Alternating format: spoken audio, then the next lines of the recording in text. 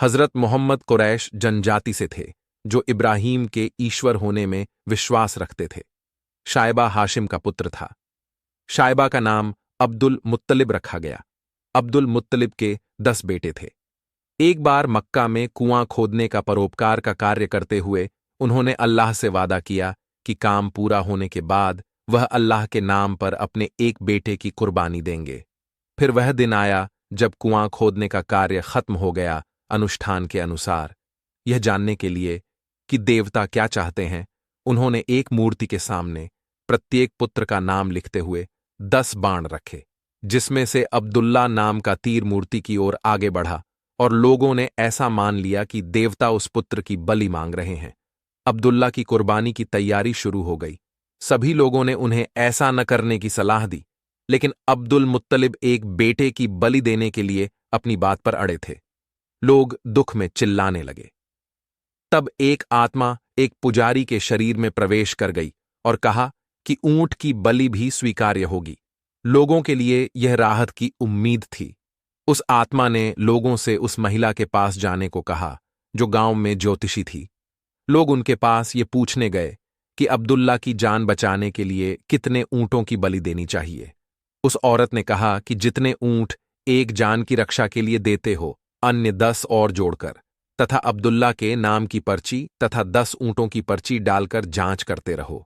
जब तक ऊंटों वाली पर्ची न निकले तब तक ऐसा करते रहो। इस प्रकार 10-10 ऊंटों की संख्या बढ़ाते रहे। तब 100 ऊंटों के बाद ऊंटों की पर्ची निकली। उससे पहले अब्दुल्ला की पर्ची निकलती रही। इस प्रकार 100 ऊंटों की कुर्बानी, हत्या करके बेटे अब्दुल्ला की जान बचाई। बाद में अब्दुल्ला की शादी अमीना से हो गई।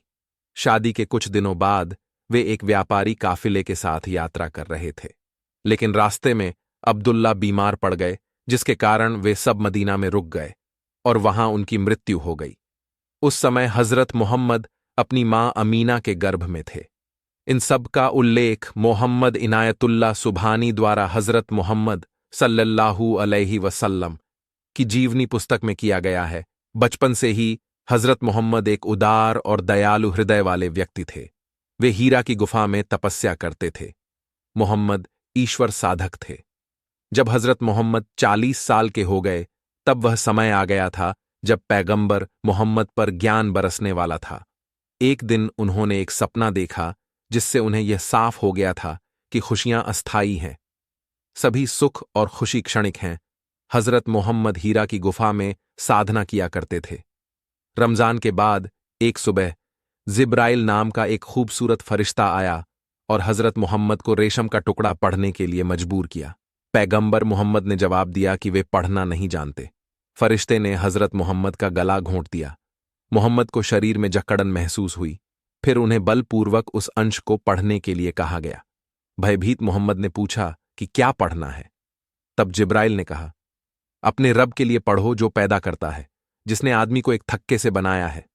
बोलो तुम्हारा भगवान सबसे उदार है, जिसने मनुष्य को कलम से सिखाया, मनुष्य को वह सिखाया जो वह नहीं जानता था। मोहम्मद को फौरन वह सब याद आ गया जो फरिश्ता ने बताया था और फरिश्ता वापस चला गया। मोहम्मद को डर के मारे पसीना आ रहा था। मोहम्मद नहीं जानते थे कि वह फरिश्ता कौन था। मोहम्मद डर से कांप रहे थे। अचानक एक आवाज आई, मोहम्मद। हजरत। मोहम्मद ने देखा कि फरिश्ता एक आदमी के रूप में खड़ा था। उन्होंने कहा, आप अल्लाह के दूत हैं और मैं जिब्राइल हूं। इससे मोहम्मद घबरा गए और वह बेहद कांपने लगा। वह चेहरा मोहम्मद को हर जगह दिखाई दे रहा था। तब हजरत मोहम्मद खदीजा के पास आए और कंबल ओढ़ाने को कहा। उस दूत को काल ब्रह्म ने भेजा था। क्योंकि ईश्वर दयालु है, ईश्वर अपनी आत्मा पर कभी अत्याचार नहीं करता और ईश्वर द्वारा भेजे गए फरिश्ते हमेशा विनम्र और प्यार करने वाले होते हैं। लेकिन काल ब्रह्म के ये फरिश्ते सर्वोच्च ईश्वर का ज्ञान तो देते हैं, लेकिन कभी किसी को भक्ति का सही तरीका नहीं बताते हैं। आगे की कहानी हम अगले पाठ में सुनेंगे। मिलते हैं दूसरे पाठ में।